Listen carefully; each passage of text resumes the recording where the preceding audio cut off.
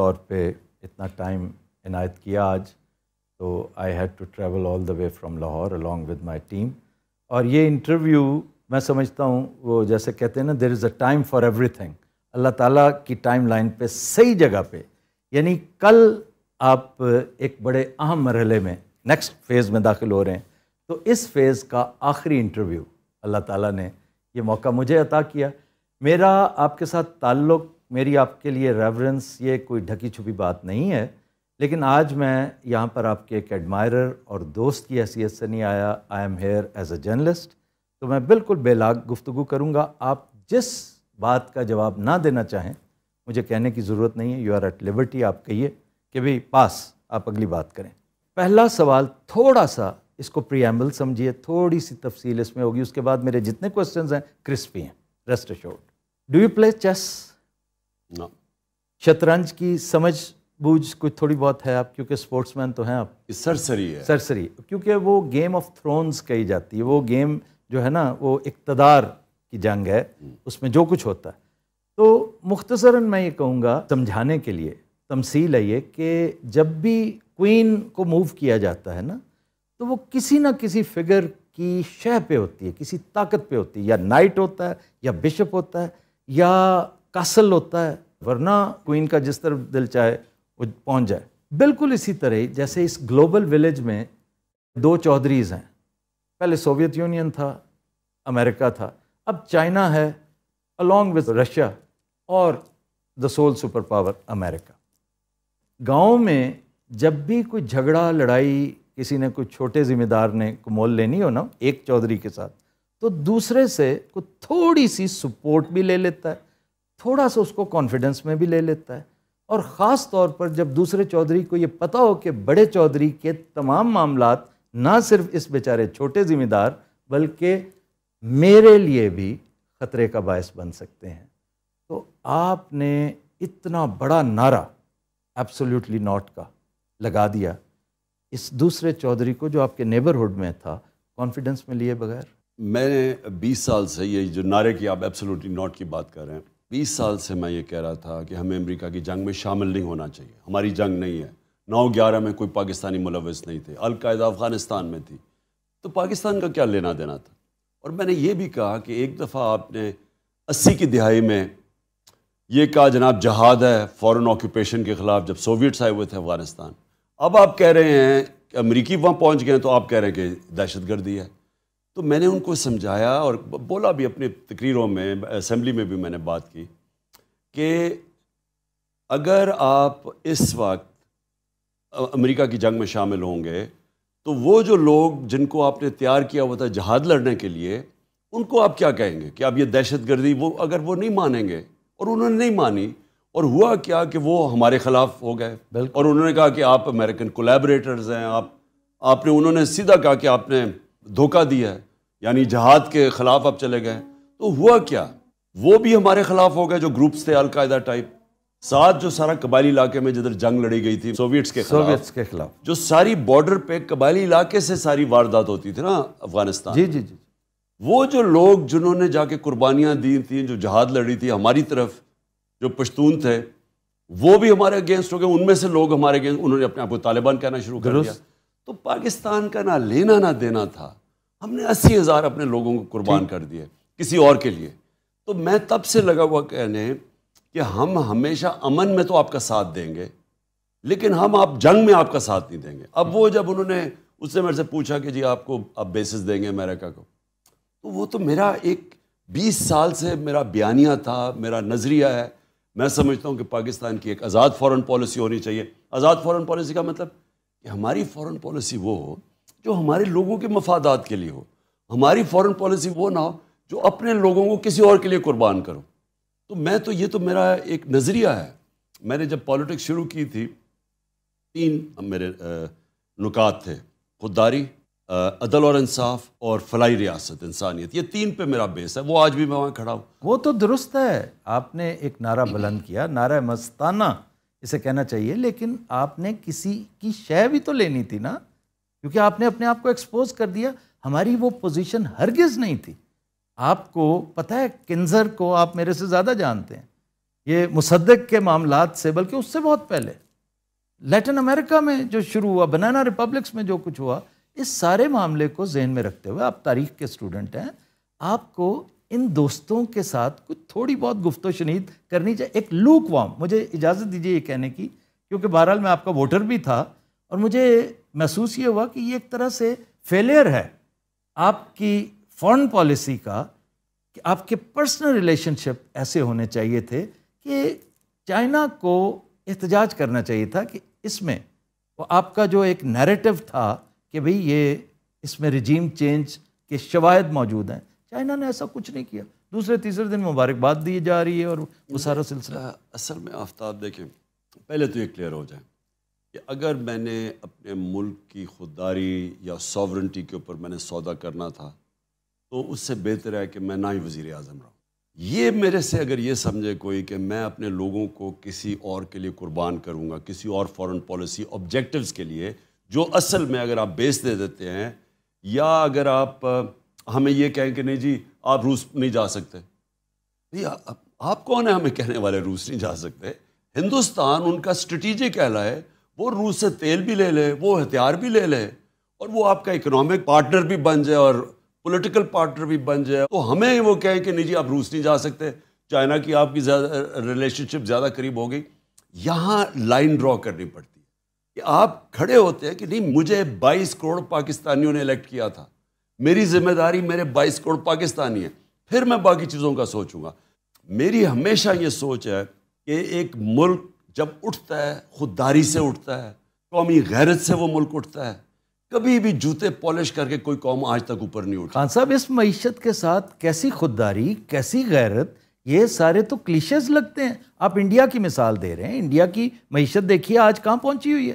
میری گزارش صرف یہ، کیا ہی اچھا ہوتا، آپ یہ بڑے خوش آئند اقدامات ہیں آپ کے، ہر پاکستانی آپ کو اپریشیٹ کرتا جو آپ کر رہے ہیں، ماں سوائے بیگرز کے، کہ ٹھیک ہے جناب، آپ خودداری، مصلحت کوشی بڑی اچھی بات ہے، لیکن چائنا جو آپ کے بالکل ساتھ بیٹھا ہوا ہے، جس کی انسرکلمنٹ کے قصے بڑے ہواؤں میں لکھے جا چکے ہیں، آپ اس کو تو کانفیڈنس میں لیتے. دیکھیں لوک وارم ان کا آیا کہ نہیں؟ بس صرف اتنا بتا دیجئے. آفتاب، میں آپ کو ایک بات، دیکھیں لوگ دعویٰ کرتے ہیں لا الہ الا اللہ، ہر مسلمان دعویٰ کرتا ہے، لیکن وہ بتوں کے سامنے جھک جاتا ہے. یہ سارے بت ہیں، خوف کا بت، پیسے کا بت، میں کا بت، یہ سارے بت ہیں کہ جی میں کیا اپنے نظریے سے پیچھے ہٹ جاؤں. میرا دل ہی نہیں مانتا کہ میں کسی کی غلامی کروں. میرا ہمیشہ پلان یہ تھا کہ ہم نے اب اپنے پیر پہ کھڑا ہونا ہے. ساری پالیسیز میں نے کی بیٹھ کے، اور مجھے خیر تھوڑا دیر لگی سمجھنے کے لیے، کیونکہ پہلی دفعہ گورنمنٹ میں آئے تھے، اتنے بڑے کرائسس تھے، لیکن میں یہ کلیئر تھا اپنے ذہن میں کہ میں نے اس ملک کی آمدنی میں اضافہ کر کے، حالانکہ ہم IMF کے پروگرام میں تھے، ہم نے اپنی گروتھ ریٹ بڑھا کے، اپنی آمدنی بڑھا کے، اپنے ٹیکسیشن بڑھا کے، اور ڈالرز ملک میں زیادہ لا کے، شروع میں اوورسیز پاکستانیز جس طرح انہوں نے ریمیٹنسز، اور پھر اپنی ایکسپورٹس بڑھا کے، یہی طریقہ تھا اپنے ملک کو پیر پہ کھڑا کرنے کا. میں یہ ہمیشہ یہ بھی سمجھتا تھا کہ اگر ہم کسی اور کی جنگ میں شرکت کریں، یہ ہماری ترقی رک جاتی ہے. یعنی آپ ترقی نہیں کر سکتے. آپ جب وار آن ٹیرر تھی، یا کرکٹ ٹیمز ہی نہیں آتی تھی، چھوڑیں کہ انویسٹر آنے پاکستان میں، پاکستان کو انہوں نے کہا most dangerous place in the world. یعنی ہم نے ان کی جنگ میں شرکت کر کے اپنا ملک کا تباہی کر کے رکھ دی. اور کیا ملا اینڈ میں پھر یہ کہتا ہوں، لیکن اپنی قوم سے پوچھتا ہوں ملا کیا ہمیں اسے؟ اور جھاڑے ڈو مور کا انہوں نے ذلیل کیا کہ جی یہ دوگلے ہیں، یہ ہیں. یعنی مجھے بحیثیت پاکستانی اتنی شرمندگی ہوئی. تو میں اینڈ میں یہ بات کہتا ہوں، میرے دل میں یہ بات ہے کہ آپ کمپرومائز کرتے رہیں ایک لمٹ تک.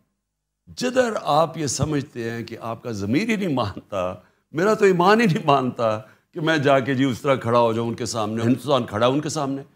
ہاں ہمارے اس وقت اکنامک سچویشن فریجائل ہے ہمارے زمانے میں. اب تو انہوں نے بیڑا غرق کر دیا نا. اب تو خیر اور بات ہے نا. ہمارے زمانے میں میں نے نیوٹرلز کو سمجھایا بھی تھا کہ یہ بڑی مشکلوں سے ہم نے اکانومی سنبھالی ہوئی ہے، کیونکہ ایک کرونا آ گیا، کرونا کے آفٹر افیکٹس آ گئے، کموڈٹی سپر سائیکل آ گیا، انرجی کی قیمتیں بڑھ گئیں، ہمارے پاس فورن ایکسچینج کے ریزروز کم تھے، تو بڑی مشکلوں سے ہم نیویگیٹ کر رہے تھے اس میں سے. تو میں نے جب مجھے پتہ چلا سازش ہو رہی ہے، میں نے نیوٹرلز کو سمجھایا, شوکت ترین کو بھی بھیجا سمجھاؤ کہ دیکھیں اگر اس وقت آپ نے یہ سازش کو کامیاب ہونے دیا تو یہ سارا بکھر جائے گا. یہ بڑی مشکلوں سے ایک مارکیٹ کا آج کانفیڈنس ہے, اگر آپ نے ہلایا تو یہ سنبھال آپ نہیں سمجھیں گے. میں نے یہ ایگزیکٹلی میں نے کہا ٹیل سپن میں چلی جائے گی آپ کی اکانومی, کیونکہ ہمارے پاس اتنے ریزروز نہیں ہیں. جو آپ نے ہندوستان کی بات کی, ہندوستان کے پاس ریزروز ہیں, لیکن میں پھر بھی یہ سمجھتا ہوں کہ امریکہ سے میں جانتا ہوں ان سے کیسے بات کرنی ہے, میں ان کی سمجھتا ہوں سائیکی. امریکہ کبھی بھی جب وہ سمجھتا ہے نا کہ اپنے کوئی نیشنلزم اپنے انٹرسٹ کے لیے کھڑا ہے, وہ ریسپیکٹ کرتے ہیں. جی. جب آپ ان کے پیر میں گرتے ہیں, جس طرح یہ چیری بلاسم گرا ہوا ہے, ٹرمپ نے آپ کی بڑی عزت کی, میری بالکل ٹرمپ سے بالکل ٹھیک, اور اتنی عزت دی جو پروٹوکول دیا مجھے اس نے. آنے والے دنوں میں اگر آپ پھر سے پرائم منسٹر ہوتے ہیں, پرائم منسٹر صاحب میں قطع کلامی کر رہا ہوں, یہ بتائیے کہ امریکہ کے ساتھ آپ کس طرح کے تعلقات فورسی کرتے ہیں؟ دیکھیں امریکہ سے ہمیں ہمیشہ اچھے تعلقات رکھنے, وہ اس لیے رکھنے چاہیے کہ امریکہ ایک ورلڈ پاور, ہم سب سے زیادہ ایکسپورٹ کرتے. ہمارے جو سب سے امیر پاکستانی ہیں وہ امریکہ میں بیٹھے ہوئے ہیں, جو اوورسیز امریکہ کی جو پاکستانی کمیونٹی ہے وہ سب سے امیر کمیونٹی ہے پاکستانی. تو ہمیں تو ہمیشہ, لیکن دیکھیں اچھے تعلقات اور غلامی میں بڑا فرق. جی. جو وہ میرے سے چاہ رہے تھے نا, وہ غلامی چاہ رہے تھے کہ آپ روس نہ جائیں, آپ جی یہاں بیسز دے دیں. میں اس چیز کے لیے, آپ کو یقین تھا کہ جنگ نہیں ہوگی یوکرائن میں؟ ہاں, میں اطلاعات نہیں تھیں آپ کو کوئی ایسی؟ نہیں, میں ہمیشہ سمجھتا تھا کہ جنگ نہیں ہوگی. اس کا مطلب ہے آپ کی اطلاعات ہی نہیں, آپ کا نیٹ ورک ہی ٹھیک نہیں. نہیں, یہ بات نہیں ہے. دیکھیں جو جنگ ہے نا, یہ جو پریزیڈنٹ پوٹن نے جو یوکرین میں کی, میں یہ سمجھتا تھا کہ آج کل کے زمانے میں کوئی اس طرح کی جنگ نہیں لڑے گا. پھر جب پریزیڈنٹ پوٹن مجھے ملا, 3 گھنٹے اس نے میری میٹنگ کی, اور ہمیں کیا پتا تھا کہ ہم وہاں پہنچے رات کو تو اگلے دن صبح جنگ شروع ہو جاتی ہے. میں تو بائی دا وے جنگ میں بلیو ہی نہیں کرتا, ہمیشہ ایک مسئلہ حل کرنے جاتے ہیں دوسرے شروع ہو جاتے ہیں. لیکن وہ اس نے پھر مجھے 1 گھنٹہ سمجھایا نقشے سامنے رکھ کے کہ کیوں اس نے یہ کیا. اس نے کہا میں بار بار ان کو بتاتا رہا کہ یہاں نہ آؤ, یہ ہمارے نیشنل انٹرسٹ ہے, کیا ضرورت ہے آپ کو نیٹو کو ہمارے بارڈر پہ آنے کی. اس کا یہ نیریٹو تھا, وہ مغرب کا دوسرا نیریٹو ہے. ٹھیک, ہمیں کیا ضرورت ہے ہم کسی کی سائیڈ لیں, آپ کے ہم کسی نیوٹرل رہیں. خیر خواہ نے نہیں بتایا کہ فی الحال نہ جائیں؟ اصل میں وہ سارے اسٹیک ہولڈر سے ہم بات کر کے گئے تھے, بلکہ میں نے صبح نیوٹرلز کو بھی کال کیا تھا جانے سے پہلے, اور انہوں نے کہا ہم سب نے ڈسکس کیا ہے یہ ٹھیک ٹائم ہے جانے کا, اب کینسل نہیں کر سکتے. اور پھر وہ کیونکہ ہمیں روس کی ضرورت ہے, ہمیں ضرورت تھی تیل کی, ہمیں ضرورت تھی گندم ان سے خریدنی تھی, گیس ان سے لینی تھی, ضرورت تو ہمیں ان سے, فوج کو ان کی ملٹری ہارڈ ویئر لینا تھا, تو ضرورت تو ہمیں تھی. یہ شاہ محمود قریشی صاحب کو کوئی انویٹیشن آئی ہے چائنا سے؟ جی, بلکہ ترکی اور چائنا دونوں سے انویٹیشن آئی. یہ ایک بڑی اہم ڈیولپمنٹ میرا خیال ہے. یہ بھی آپ کے جلسے ولسے دیکھ کے تو نہیں امپریس ہو گئے کہ ایک دم دیکھیے کہ اصل لیڈر تو یہ؟ ان کی ساری ایمبیسیز ہیں یہاں, اور ان کی ایمبیسی سے ان کو پوری رپورٹ جاتی ہے. انہوں نے ساری جگہ کوشش کی پیسے پوسے لینے کی. شہباز شریف آپ کو پتہ ہے پنجاب سپیڈ سے وہ پھر سپیڈ میں پھرا ساری جگہ پیسے لینے کے لیے, اور کہیں سے اس کو ملا نہیں. وہ کیوں نہیں ملا؟ اس لیے نہیں ملا کہ ان ساروں کو پتہ چل گیا کہ جب رجیم چینج ہوئی تو پاکستان کی تاریخ میں کبھی نہیں ہوا کہ لاکھوں لوگ سڑکوں پہ نکلا ہے, ایسا کبھی ہوا ہی نہیں ہے. تو ان ساروں کو جب خبریں گئیں تو انہوں نے کہا کوئی بھی اس کو بیک نہیں کرنا چاہتا اس گورنمنٹ کو جس کی پبلک کے اندر پاپولیرٹی نہیں ہے. تو یہ بہت بڑی وہ باہر کی دنیا بھی دیکھتی ہے, اور ان کو پھر لگ رہا ہے کہ کوئی عارضی سیٹ اپ ہے. آپ کا ووٹر خان صاحب وہ آپ پر جان نچھاور کرتا ہے, آپ سے بڑی محبت کرتا ہے, لیکن جس انقلاب کی آپ بات کرتے ہیں یہ کہا یہ جاتا ہے کہ وہ اس کے لیے تیار نہیں ہے, وہ اس کی قیمت ہے, کیونکہ انقلاب ایک بڑی خطرناک چیز ہے. تبدیلی, ایوولوشن, ریولوشن, یہ مختلف چیزیں ہیں. آپ انقلاب مانگتے ہیں, قوم انقلاب کے لیے تیار نہیں. دیکھیں کتنی مہنگائی ہوگی, کس قدر ذلت اور رسوائی ہوگی, لیکن کیا آپ ہی کال دیں گے تو یہ باہر آئیں گے؟ اگر انہیں تبدیلی, چینج, عزت, انقلاب چاہیے ہوتا تو آپ کی کال کی محتاجی نہیں ہونی چاہیے تھی. آفتاب کل میں نے کال دی ہوئی ہے, وہ تو آپ نے دی نا, سارے پاکستانیوں کو. یہ آئیں گے باہر, اس میں کوئی شک نہیں. اتنی زیادہ مہنگائی کر یہ خود کیوں نہیں نکلتے؟ مجھے میں ساروں کو کہہ رہا ہوں نکلے. میں کیوں کہہ رہا ہوں, پہلے میں یہ واضح کر دوں. انہوں نے بار بار ہمارے 3.5 سال میں کہا کہ جی مہنگائی میں لوگ تباہ ہو گئے, مہنگائی اتنی ہو گئی. ہم ان کو کہتے بھی رہے کہ کرونا کے بعد سپر سائیکل آ گیا, دنیا میں قیمتیں بڑھ گئی ہیں, عالمی مہنگائی ہے. ہمیں کہے جی آپ نے 4 روپے پٹرول کی قیمت بڑھا دی, اور شور میں جائے. وہ بلاول صاحب اس نے پوری مہنگائی مارچ کر دی. وہ اور بات ہے کہ وہ لوگوں کو یاد ہے کام پہ ٹانگنے والی مارچ, اور وہ روپیہ خرچ کر دیا اس نے یہاں پہنچانے کے لیے کہ جی وہ مہنگائی ہوگی بہت. تو ان کا سارا جو وجہ تھی یہ سازش کی جو انہوں نے پبلکلی ڈکلیئر کی, وہ مہنگائی تھی کہ بہت مہنگائی کر دی. ٹھیک جی, انہوں نے جو منہ کھولتا فضل الرحمان لانگ مارچ آئے تو وہ پہنچ گیا مہنگائی ہے, یہ کہتے ہیں مہنگائی ہے. تو اب جب ان کو حکومت ملی تو انہوں نے تو 2 مہینے میں وہ مہنگائی کر دی جو ہم نے 3.5 سال میں نہیں کی. تو بیچارے پھنس گئے. ہم نے 50 روپے ڈیزل بڑھایا تھا اپنے 3.5 سال میں, اور ہم نے 55 روپے پٹرول بڑھایا تھا. انہوں نے 85 روپے پٹرول بڑھا دیا اور 110 روپے ڈیزل بڑھا دیا. اتنی مہنگائی 2 مہینے سے کم میں کبھی ہوئی نہیں پاکستان کی تاریخ میں. بجلی تقریباً دگنی کر دی, کوئی شک نہیں, سب کو پتہ. اچھا, اور ساری چیزیں مہنگی ہو گئی. تو سوال اس کا یہ ہے کہ اگر آپ مہنگائی روکنے کے لیے آ رہے تھے اور آپ نے یہ سازش, بیرونی سازش میں حصہ لے کے گورنمنٹ کو گرایا ہے, درست, تو اب مہنگائی آسمانوں پہ پہنچ گئی ہے. کون ذمہ دار اس کا؟ اچھا, کہتے ذمہ دار ہم ہیں, مجھے کہتے ہیں میں ذمہ دار ہوں. میں ان سے سوال پوچھتا ہوں کہ اگر میں ذمہ دار تھا تو آپ کو ضرورت کیا پڑی تھی گورنمنٹ گرانے کی؟ مجھے پھر ذمہ داری اٹھانے دیتے. یعنی اگر یہ مہنگائی ہو رہی تھی, میں بیٹھا ہوا تھا, وہ ڈر گئے تھے نا کہ آپ کہیں مزید نیچے نہ لے جائیں اسے. نہیں, ان کا خیال تھا کہ شہباز شریف, یہ دیکھیں یہاں بھی سوچ کی غلطی ہو جاتی ہے. شہباز شریف کا امپریشن تو خان صاحب یہی تھا, شہباز اسپیڈ, کہ he will deliver. Unfortunately he could not. دیکھیں انہوں نے کہا کہ یہ بارودی سرنگیں میں چھوڑ گیا ہوں, تو میں نے تو اگر میں یہ تھا تو میں اسٹیبلشمنٹ کو کیوں کہتا کہ اگر تم نے گورنمنٹ اس وقت ہٹائی یہ سازش کے تحت جو ہو رہی ہے ہمارے خلاف, اور نیوٹرل رہ گئے اور گورنمنٹ چلی گئی, تو یہ بکھر جائے گا, یہ اکانومی نہیں سنبھالی جائے گی. تو میں اسے کیوں بتا رہا تھا؟ اگر مجھے اس لیے کہ مجھے ملک کا فکر تھی, نہیں تو مجھے کہنا چاہیے تھا کہ ٹھیک ہے آنے دو ان کو. ایک تو میں یہ کہنا چاہتا ہوں کہ یہ مجھے پتا تھا کہ بڑی مشکلوں سے ہم سنبھال رہے ہیں, اور مجھے پتا تھا ان سے نہیں سنبھلنی, کیونکہ شہباز شریف کی جو ساری ڈیولپمنٹ ہوئی ہے نا, وہ صرف اشتہاروں میں ہوتی ہے. اشتہار اٹھاتے تھے تو ادھر ایک طرف نواز کی تصویر, ایک طرف شہباز کی. 50 ارب روپے کے اشتہار دے دیے کہ یہ کر دیے, وہ کر دیے, وہ کر دیے. تو وہ آج قوم کے سامنے, میں اللہ کا شکر ادا کرتا ہوں, وہ سچ کا خدا ہے, الحق ہے, اس نے سب کے سامنے لے آیا کہ جس وہ 7 بجے صبح اٹھ کے کام پہ پہنچ جاتا ہے شہباز شریف. اب وہ 7 بجے اٹھ کے کام پہ پہنچنے سے اگر ملک ٹھیک ہو جاتا تو بسم اللہ, 7 بجے اٹھ جاتا. میرا مالی 6 بجے اٹھتا, صبح شروع ہو جاتا ہے کام کرنے. اگر یہی کرائیٹیرین ہے کہ اس نے ملک ٹھیک کرنا تھا, آج سارے اکنامک انڈیکیٹرز, آج پاکستان کی موڈیز نے ہمیں ڈاؤن گریڈ کر دیا نیگیٹو پہ. آج وابڈا جس پہ ساری ہماری ڈیمز کے پروجیکٹ ڈپینڈ کر رہے ہیں, وابڈا جس کو انٹرنیشنل لونز مل رہے تھے, اس کی کریڈٹ ریٹنگ ڈاؤن گریڈ ہو گئی ہے مائنس, جس کا مطلب اس کو لونز نہیں ملیں گے, جس کا مطلب ہمارا جو 50 سال کے بعد ہم ڈیمز بنا رہے تھے وہ پروجیکٹ خطرے میں چلا گیا. آج جو ہماری انفلیشن ہے, جو مہنگائی ہے, وہ جب لیٹسٹ فگر آئی ہیں یہ تقریباً 30% پہ پہنچ گئی ہے. اور پھر 30% کا مطلب کہ تقریباً لوگوں کی سب چیزیں دگنی ہونے والی ہیں. اور ابھی جو روپیہ گرا ہے 30 روپے ڈالر مہنگا ہوا ہے, یعنی روپیہ 30 روپے ڈالر کے بنسبت گرا ہے. اس کا کیا مطلب ہے؟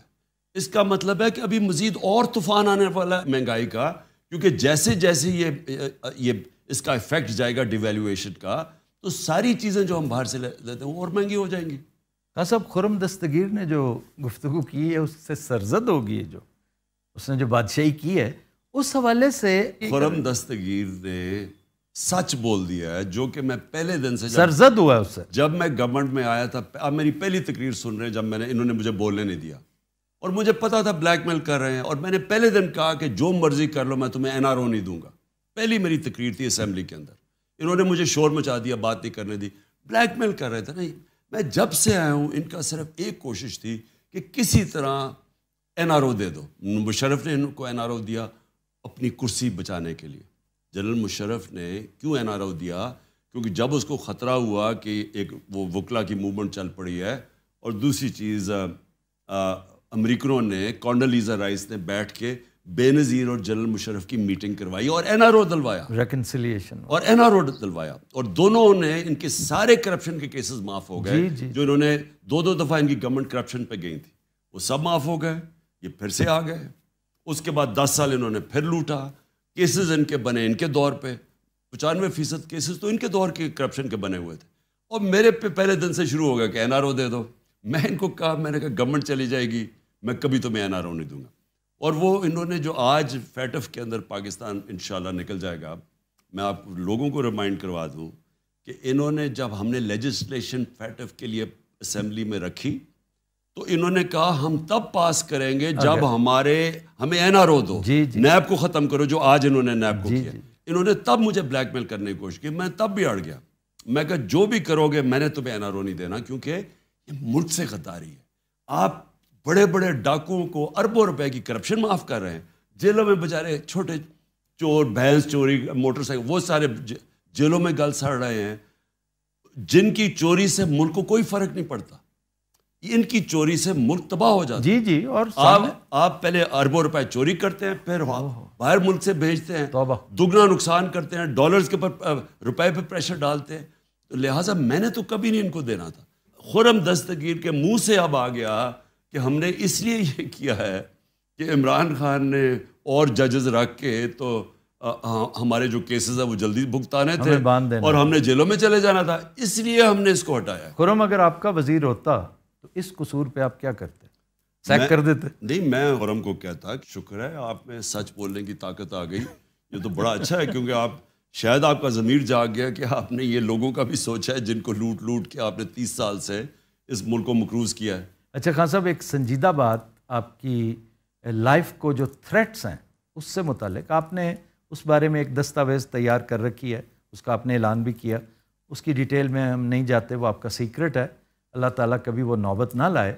لیکن جوں یہ معاملات بڑھتے چلے جا رہے ہیں، بات بھی گمبھیر ہوتی چلی جا رہی ہے، کیونکہ آپ کی اسٹرینتھ میں اضافہ ہو رہا ہے، آپ کی اسٹرینتھ میں اضافہ ہوگا تو تھریٹ میں بھی اضافہ ہوگا، تو آپ نے کوئی میجرز ایسے لیے؟ کیونکہ میں نے دیکھا ہے، میں ایک زمانے میں کرائم رپورٹر بھی ہوتا تھا، میں ان چیزوں کو بہت غور سے دیکھا کرتا تھا کہ آپ ویسٹ بھی نہیں پہنتے، ہمیشہ نہیں پہنتے، کبھی کبھی پہنتے ہیں، نظر آ رہی ہوتی ہے، ہونا یہ چاہیے کہ آپ کی نظر ہی نہ آئے۔ نمبر 2، آپ موٹاپا نظر آ رہا ہوگا، پہنتا نہیں ہوں۔ اچھا، نہیں، آپ کو پہننی چاہیے، آپ شیشے کا استعمال نہیں کرتے، شیلڈ کا، وہ بھی آپ کو کرنا چاہیے۔ تو میں یہ بلکہ پوچھ رہا ہوں، یوں سمجھ لیجئے انڈائریکٹلی آپ کا سیکیورٹی آڈٹ ہو رہا ہے کہ آپ کا وہ جو بنکر نما آپ کا ایک ٹریلر ہے وہ بھی بام پروف ہونا چاہیے۔ اور کیونکہ خان صاحب جو آپ کے ارد گرد لوگ ہیں، آپ کے چاہنے والے، آپ کے اوپر فدا ہیں، وہ فدائین بیچارے، ان کا کیا قصور ہے؟ آپ تو بے خوف ہیں، لیکن میئرز لینے میں تو کوئی حرج نہیں۔ دیکھیں آفتاب، جن لوگوں نے پوری سازش کی تھی اور ہٹایا تھا مجھے، وہ یہ سمجھ رہے تھے کہ جیسی ہٹایا تو یہ مٹھائیاں بنٹیں گی، پورے ان کا تھا کہ ماحول تو بنایا ہوا تھا کہ ملک تباہ ہو گیا۔ یہ وہ اور بات ہے کہ اکنامک پاکستان کی اکنامک سروے کی جو فگرز آئی ہیں اس میں اس طرح کی پرفارمنس 30 سال میں کسی گورنمنٹ کی نہیں ہوئی، آخری 2 سال میں جو ہماری تھی، اس کے کہ یہاں کرونا بھی ہوا، یہاں سارے چیلنجز ہوئے، یہاں انٹرنیشنل پرائسز بڑھے، تو سب کے باوجود آخری 2 سال میں جو پرفارمنس تھی، تو انہوں نے پورا ماحول بنایا ہوا تھا کہ جی تباہ ہو گیا ملک اور یہ نااہل ہے اور وغیرہ وغیرہ۔ وہ یہ سمجھ رہے تھے کہ جیسی میں مجھے ہٹائیں گے تو یہاں مٹھائیاں بانٹیں گے۔ جب بھی ان کی گورنمنٹ جاتی ہے بے نظیر اور نواز کی جو 90s میں اور اب بھی، تو لوگ خوشیاں مناتے ہیں۔ جب پبلک نکل آئی اور پبلک انہوں نے دیکھا کہ پبلک ساتھ کھڑی ہے، پھر جلسے، تاریخی جلسے ہوئے، پبلک آ گئی اس میں، تو تب ایک پلان بنا بی، اور مجھے پتہ چل گیا، وہ بند کمرے میں فیصلہ کیا گیا کہ اب اس کو فارغ کیا جائے۔ تو میں نے اس کے لیے صرف، کیونکہ آپ اس کو روک تو نہیں سکتے، لیکن کیونکہ مجھے پتہ چل گیا، میں نے ایک ویڈیو اس کی ریکارڈ کروائی ہے، میں نے وہ محفوظ جگہ پہ پہنچا دی، اور اس میں نے سارا بتایا کہ سازش میں کون کون ملوث ہے اور یہ کس کی سازش ہے، تاکہ میری قوم کم از کم ان سے جواب طلب کرے۔ دیکھیں، آپ اپنی سیکیورٹی ایک حد تک کر سکتے ہیں، اس کے بعد آپ کی کتنی آپ سیکیورٹی کر سکتے ہیں؟ بہت مشکل ہے. اور یا تو آپ پبلک میں نہ نکلیں. ابھی ہمارے الیکشنز ہو رہے ہیں, ہم نے یہ بائی الیکشنز ہیں پنجاب میں, اس میں شرکت کروں گا, اور پبلک میں تو نکلنا پڑتا ہے. ایک حد تک آپ پوری کوشش کرتے ہیں اپنے آپ کو سیکیور کرنے کی. اس کے بعد تو میرا پورا اللہ پہ ایمان ہے کہ وہ جو فیصلہ تو آخر میں اس کا ہے. درست. وہ جو ایمان اتنا مضبوط ہے کہ جب ٹائم آئے گا تو وہ جانے کے 100 طریقے اللہ کے پاس. بالکل درست ہے. وہ جس حد تک آپ خود کہہ رہے ہیں نا کہ ایک حد تک ہو سکتی ہے, اس حد تک تو آپ اڈاپٹ کریں. ابھی آپ کہہ رہے ہیں میں ویسٹ بھی نہیں پہنتا, وہ مہربانی کر لیا کریں. چلے ویسٹ پرانے زمانے کی چیزیں ہیں, ایسی چیزیں ہیں. وہ مجھے یاد ہے, وہ حریری جب لیبنان کا پرائم منسٹر تھا تو اس نے کوئی $60 ملین کی گاڑی منگوائی تھی, بوم پروف اور پتہ نہیں کیا. 60 ملین اسپیشلی بنی ہوئی تھی اس کی, بالکل اس کو سیکیور کرنے کے لیے. تو وہ جب وہ مرا تو وہ 13ویں فلور پہ ملی تھی گاڑی اس کی, وہ کسی اپارٹمنٹ بلڈنگ میں. تو وہ آپ روک نہیں سکتے. اچھا جی, ہر پارٹی میں, ہر ڈائنیسٹی میں ایک سکسیشن پلان ہوتا ہے. اب دیکھیں نواز شریف خود یہاں پہ نہیں ہیں, ان کی صاحبزادی سارے معاملات کو دیکھ رہی ہیں سیاست کے حوالے سے. شہباز شریف کی ایک پوری ہے ترتیب. اسی طرح زرداری صاحب کا معاملہ ہے. آپ نے اپنے جانشین مقرر کیے ہیں یا وہ بھی کسی ٹیپ پہ ہیں یا کسی دستاویز میں ہیں؟ کیونکہ آپ کی ڈائنیسٹی تو ہے کوئی نہیں, نہ آپ اس پہ یقین رکھتے ہیں, تو پھر کچھ نہ کچھ تو ہوگا نا, ایک پلان. آفتاب دیکھیں, اس ملک کی جو جمہوریت کیوں نہیں بنی, کیوں نہیں چلی جمہوریت؟ یہ جمہوری پارٹیز 60 سال, پچھلے 62 سال میں آدھا فوجیوں نے حکومت کی ہے, آدھا ان دو خاندان نے کی ہے. تو کیوں نہیں ہماری جمہوریت کیوں نہیں آگے بڑھی؟ جمہوریت کا, ڈیموکریسی کا مطلب ہی میریٹوکریسی ہے. جمہوریت اور بادشاہت میں فرق یہ ہے کہ جمہوریت کے اندر جو اوپر لیڈرشپ آتی ہے وہ میرٹ پہ آتی ہے, بادشاہت میں خون کے اوپر آتی ہے. اس لیے بادشاہت پیچھے رہ گئی, جمہوریت آگے نکل گئی. اب یہاں کیا ہوا ہے, یہاں یہ 2 خاندانوں نے پکڑ لیا ہے, پچھلے 30 سال سے بیٹھے ہوئے اوپر. اب یہ کرتے کیا ہیں, انہوں نے اپنے بچے تیار کر دیے. ٹھیک. ان بچوں کی اہلیت ہے یا نہیں ہے؟ پہلے تو ان کی اہلیت نہیں تھی, ان کو بھی نواز شریف کو لے کے آیا وہ جنرل جیلانی, وہ اس کو لے کے آیا. کوئی اہلیت تو تھی نہیں اس کی, اس لیے ابھی تک بھی لیڈر نہیں بنا, ابھی بھی پرچیاں پکڑی ہوئی ہوتی ہیں. اور جو دوسرا ہے وہ ذوالفقار علی بھٹو کی فیملی ہے. اب ان کی کتنی اہلیت ہے؟ اوپر سے زرداری نے ہائی جیک کر دیا, اس نے اپنے بیٹے کو بنا دیا. تو ان کی کیا اہلیت ہے؟ مثلاً کیا مقابلہ کر سکتی تھی؟ مثلاً مریم کا میں کہوں کہ کیا وہ مقابلہ کر سکتی ہے چودھری نثار کا, جیسا 30 سال کی اس کی سروس تھی؟ کیا اعتزاز احسن کا مقابلہ کر سکتا ہے بلاول, جو کہ بڑا منجے ہوئے؟ یعنی میرٹ پہ تو ان کو آنا چاہیے تھا. تو انہوں نے اپنے خاندانوں کو کر کے ان کی پارٹیز ختم کر دی ہیں. آج پیپلز پارٹی ایک چھوٹی سی پارٹی رہ گئی انٹیریئر سندھ کی, اور اگر انٹیریئر سندھ میں فری اینڈ فیئر الیکشنز ہو, جو یہ کرنے نہیں دیتے, خوف ہے وہاں, لوگوں کو ڈراتے ہیں, جھوٹے کیسز, خوف ہے. آپ نے چیلنج کر رکھا ہے؟ میں انشاءاللہ سندھ میں جا کے کیمپین کروں گا. میں آپ کو آفتاب لکھ کے دوں گا کہ میں اس کو شکست دوں گا وہاں, کیونکہ یہ صرف خوف ہے. جیسے لوگوں کا خوف ٹوٹے گا, اس کو وہ ان کو نفرت کرتے ہیں ان لوگوں سے. ادھر بیٹھ گئی ہے ان کی شریفوں کی پارٹی, یہ رہ گئی سینٹرل. آپ تو لکی ہیں کہ آپ کو یہ خاندانی, یہ مروسی سیاست نہیں کرنی پڑ رہی, تو کوئی ایک ترتیب آپ نے بھی وضع کی ہے. تو میں پہلے کہہ دوں نا کہ یہ ان کی خاندانی پارٹیز نے اپنی پارٹیز بھی سکڑ گئی ہیں, ملک میں جمہوریت بھی ڈیولپ نہیں. میرا جو پوری کوشش ہے کہ ابھی الیکشنز جیسی جنرل الیکشنز ہو جائیں, میں نے انشاءاللہ پوری تیاری کر کے ایک صحیح الیکشن کروانا ہے پارٹی میں. اور جب پارٹی میں, اب کیونکہ ہم نے پہلا الیکشن ٹرائی کیا, وہ اتنا پہلی دفعہ کسی پارٹی نے اتنا بڑا الیکشن کیا, وہ صحیح نہیں ہوا. دوسرا ہم کرنے لگے تھے, وہ بیچ میں رہ گیا وہ. اب جو الیکشن, اب جو ہم نے اپنی ایکسپیرئنس سے سیکھا ہے, یہ جو اب الیکشن ہوگا, یہ اصل میں اس پارٹی کی لیڈرشپ اوپر لے کے آئے گا. میں ابھی بھی ہماری پارٹی میں ISF جو ہماری تھی, اس سے لیڈرشپ آ رہی ہے. اب مراد سعید ادھر سے اوپر آیا ہے, وہ شاہد خٹک وہ ادھر سے اوپر آیا ہے. جیسے جیسے ISF اور نیچے سے الیکٹڈ لیڈرشپ آتی رہے گی, خود ہی ہماری پارٹی ممبرز فیصلہ کریں گے کہ میرے بعد کون ہے. نہیں, آپ بھی تو دیکھیں نا, آپ کی حیثیت ایک فادر فگر کی بھی ہے کہ آپ ایک لسٹ بنا کے اپنی ہائرارکی وہ نہیں دیں گے. آفتاب دیکھیں, جو نومینیشن ہے نا, وہ آبجیکٹیو ہوتی ہے, وہ ایک پرسن لائک کے اوپر آ جاتی ہے.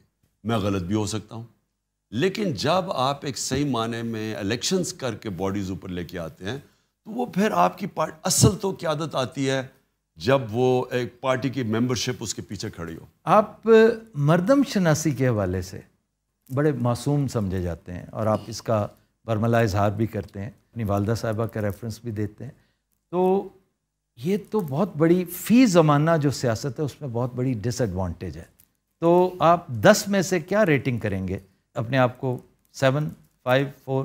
دیکھیں آفتاب, میں صرف لوگوں کو یہ بتا دوں کہ میری والدہ نا جب میں بڑا ہو رہا تھا ہمیشہ مجھے میری بہنوں کے سامنے کہتی تھی کہ مجھے اس کی بڑی فکر ہے, یہ جی آپ نے کہا یہ انٹرویو بڑا میں, سیدھا ہے, یہ لوگوں کی بات مان, اور میں ٹرسٹ کرتا, ہمیشہ لوگوں کو ٹرسٹ کرتا. اگر مجھے کوئی چیز کہتا تھا کوئی, تو یا تو خیر واضح ہو جائے نا کہ دو نمبر ہے, لیکن عموماً میں ٹرسٹ کرتا ہوں کہ ہاں ٹھیک ہے, یہ جو کہہ رہا ہے وہ سچ ہی ہوگا.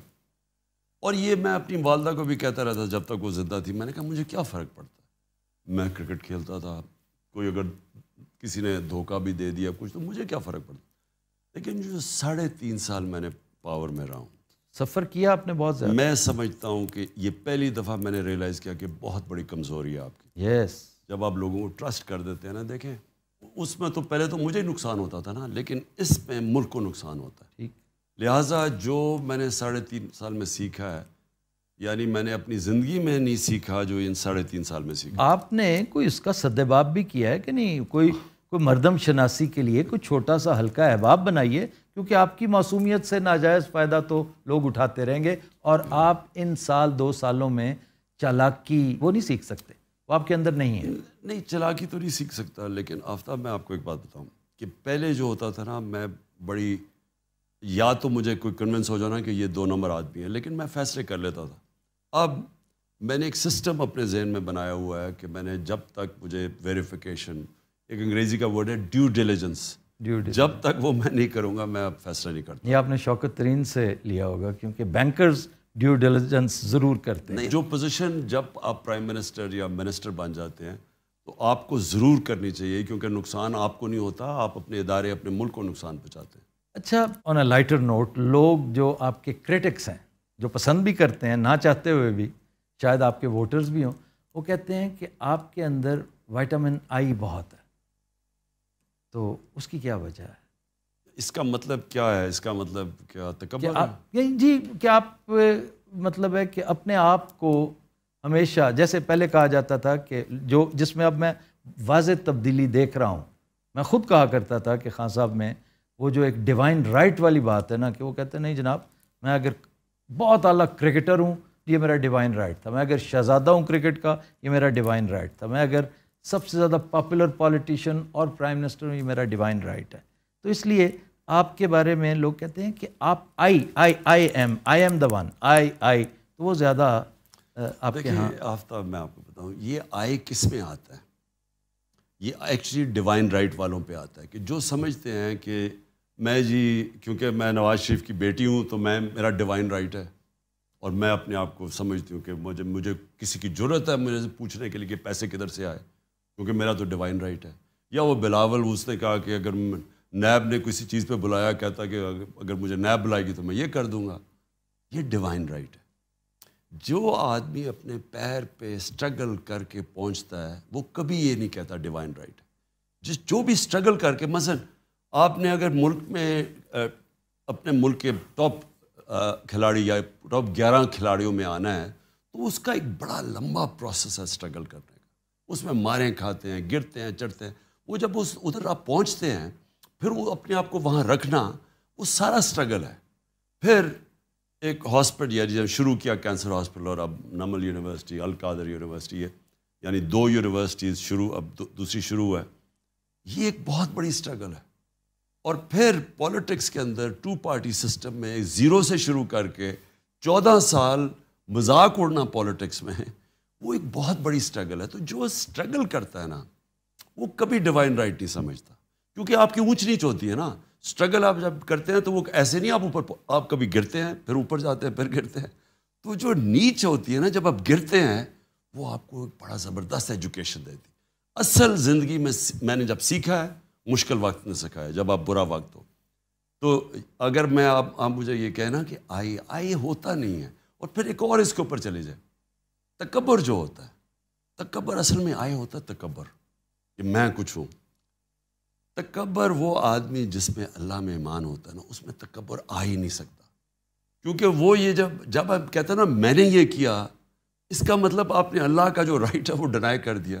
میں نے جتنی زندگی میں مارے کھائی ہیں, کسی نے, میں آپ کو یقین دلاتا ہوں, کسی نے اتنی دفعہ گرا نہیں ہے جتنا میں گرا ہوں. اونچ سے نیچے آتا تھا پھر وہ کھڑا ہوتا.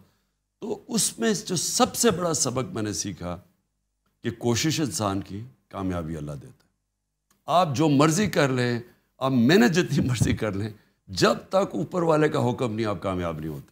تھوڑا سا اسٹریٹجک کوشچن, جتنی پاپولیرٹی اللہ تعالیٰ نے آپ کو عطا کی ہے, جس طرح نظر آ رہا ہے, میں نے اپنی آنکھوں سے, میں نے ذوالفقار علی بھٹو کی پوری مہم دیکھی ہوئی ہے. میں بہت چھوٹا تھا لیکن میرے والد چونکہ پیپلز پارٹی کے فاؤنڈنگ ممبرز میں سے ایک تھے, تو ہم نے غور سے دیکھا ہے یہ اس کو ایک طرح سے سرپاس کر گئی ہے آپ کی پاپولیرٹی. اور جو لوگوں کا بھی بیانیہ ہے نا کہ آپ کے ساتھ زیادتی ہوئی ہے, کچھ لوگ ایسے ہی خام خواہ آ کے کھڑے ہو گئے ہیں آپ کے ساتھ, تو آپ کو اتنا زیادہ تشکر اور سرشاری کی کیفیت جو اللہ تعالیٰ نے آپ کو عطا کر رکھی ہے, اس کے بعد میٹر کرتا ہے کہ آرمی چیف کوئی بھی ہو, جو مرضی آ جائے.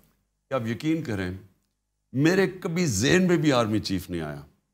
میں نے تو کبھی سوچا ہی نہیں آرمی چیف کا. اب تو اکا ہی نہیں آنا چاہیے کوئی بھی ہو. میں تو بات کر رہا ہوں جب میں پرائم منسٹر تھا, میں نے تو کبھی سوچا یہ سارا یہ جو وہ دستگیر وہ ہو جی نومبر میں آرمی چیف بٹھانا تھا, یہ وہ لوگ کرتے ہیں جو کنٹرول کرنا چاہتے ہیں, جو اداروں کو کنٹرول کرتے ہیں, جو فوج کو کنٹرول کرتے ہیں. جنرل فیض کو بہت ایسوسیٹ آپ کے ساتھ کیا جاتا تھا, وہ آپ کے ساتھ کچھ ضرورت سے زیادہ پیار محبت کا اظہار کرتے رہے, بعض لوگوں کو بدہضمی ہوتی تھی. آفتاب یہ فیکچولی غلط ہے.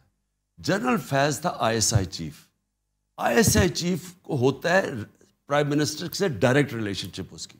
میں تو اور کسی فوجی کو جانتا ہی نہیں تھا, میں تو کسی اور جنرل کو نہیں جانتا تھا, میری تو ان سے انٹریکشن کسی سے نہیں ہے. بلکہ میرا تو یہ تھا کہ جنرل باجوہ کو میں نے کہا تھا کہ آپ مجھے ریکمینڈ کریں کیونکہ آپ کی فوج ہے, آپ جانتے ہیں. یہ جو خوف تھا مخالفین کو کہ جناب میں کوئی سفارش کر کے کوئی لاؤں, کیونکہ مجھے کوئی ڈر ہے کہ جی اگر آرمی چیف میرا نہ ہوا تو پتہ نہیں ملک کی چلے. یہ نواز شریف ٹائپ لوگوں کو فکر ہوتی ہے, انہوں نے کرپشن کی ہوتی ہے, ان کو ڈر سارا وقت ہوتا ہے کہ ان کے پیسے نہ پکڑے جائیں, ان کو ایک آرمی چیف چاہیے جو ان کی سارا وقت ساتھ کھڑا ہو, بلکہ وہ چاہتے ہیں جو فوج ہے وہ پنجاب پولیس بن جائے. میرا کبھی ایشو نہیں, نہ میں نے کبھی جوڈیشری میں انٹرفیئر کیا, نہ میں نے کبھی کسی سے پولیس سے کوئی انتقامی کارروائی کروائی, نہ میں نے نیب میں انٹرفیئر کیا, نہ میں نے کوشش کی کہ کوئی بھی ایف آئی اے کے ذریعے جھوٹا کیس نہ ہو, صرف جو کہ کرپشن کے کیسز تھے بڑے بڑے ان کے اوپر. یہ جو کام ہے نا آپ جو پولیس کو غلط استعمال کر رہے ہیں, میرے اوپر کوئی 9 ایف آئی آرز ہیں, ہمارے لوگوں پہ ایف آئی آر, سندھ کے اندر جو ان کے خلاف کھڑا ہوتا ہے ایف آئی آر, میڈیا کے اوپر جو زور ہے, جو ٹک ٹاکرز کو ٹیلی فون کر کے دھمکیاں, جو سوشل میڈیا کے لوگوں کو دھمکیاں, یعنی جو ایف آئی اے سے جو جس طرح کا زور آ رہا ہے میڈیا کے اوپر, اینکرز کے اوپر, ہم نے تو یہ کبھی بھی نہیں کیا. یہ وہ لوگ کرتے ہیں جو پاور صرف لیتے ہیں ذاتی مقاصد کے لیے.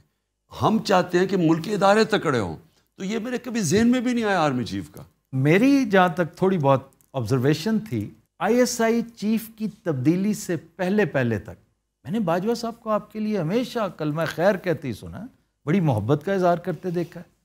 ان کی گفتگو میں, ان کے باڈی لینگویج میں کہیں کوئی انوائنس, گو کہ پنجاب میں جو کچھ چل رہا تھا, پنجاب کے معاملات خان صاحب تھے ایسے کہ ہوتا ہے ہر ایک کی پوری جو ہے نا سلطنت کے اندر ویک پوائنٹس ہوتے ہیں. اکبر کے بھی تھے, الیگزینڈر کے بھی تھے, پنجاب آپ کا بہت بڑا ویک پوائنٹ تھا.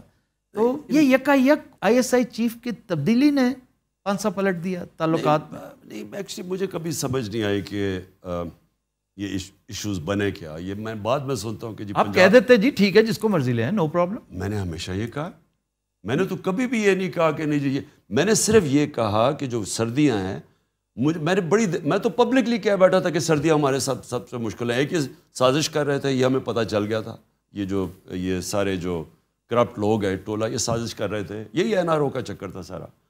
اور دوسرا مجھے افغانستان کی فکر تھی کہ وہاں, میں جون کی بات کر رہا ہوں, کہ وہاں خون خرابہ ہونا تھا. جب امریکن میں جانا تھا وہ اور بات ہے کہ ان کی فوج سرنڈر کر گئی, نہیں تو وہاں فال آؤٹ ہونا تھا, اس کا ڈائریکٹ فال آؤٹ پاکستان میں تھا.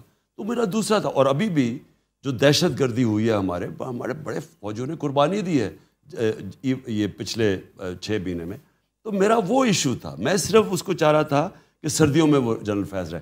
میرا یہ کبھی بھی سوچ نہیں تھی کہ جناب اگلا آرمی چیف کون ہوگا. وہ نومبر تو بہت دور تھی میرے لیے. خان صاحب آخری بات، یہ سوال بھی ہے اور ایک طرح سے پیغام بھی.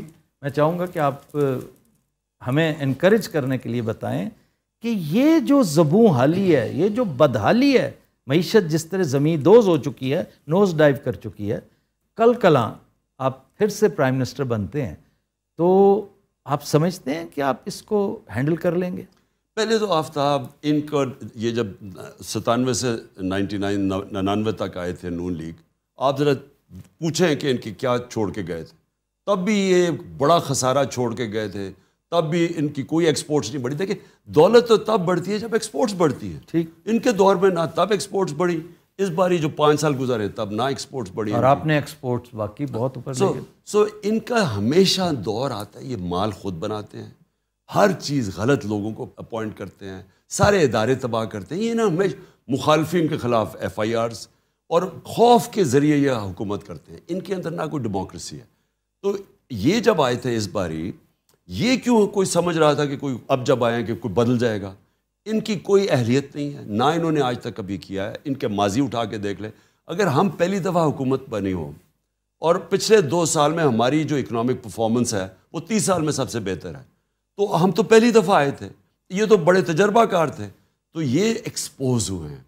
ان کا ساری دنیا کو آج پتہ چل گیا کہ نہ کوئی پنجاب سپیڈ تھی نہ کوئی. وہ درست ہے، بالکل درست. تو اب جو آپ بات کر رہے ہیں نا، اب مجھے نہیں پتا ریسیپی کیا آپ کے پاس. مجھے نہیں پتا کہ کدھر یہ چھوڑ کے جائیں گے، کیونکہ ملک تو جا رہا ہے اب ایسے. مجھے خوف ہے کہ یہ ڈیفالٹ کی طرف نہ چلا جائے. مجھے یہ خوف ہے کہ یہ ادھر تک نہ چھوڑ دیں کہ ہمارے ملک اس سطح پہ پہنچ جائے کہ جنہوں نے ہمیں اگر بیل آؤٹ کروانا ہو تو وہ ہمارے سے وہ قیمت ڈیمانڈ کریں جو ہماری نیشنل سیکیورٹی اور ہماری ساورنٹی کے اوپر. ایسٹس، ساورنٹی نا، ایسٹس کا مطلب ساورنٹی. جی ایبسلیوٹلی. مجھے وہ خوف ہے کہ یہ جس طرح جا رہے ہیں اب ان کے پاس تو کوئی نہ روڈ میپ ہے نہ پلان ہے. صرف کہ امریکہ، وہ امریکن ایمبیسڈر کے پاس پہنچ گیا کہ جی ہماری خدا کے واسطے مدد کریں.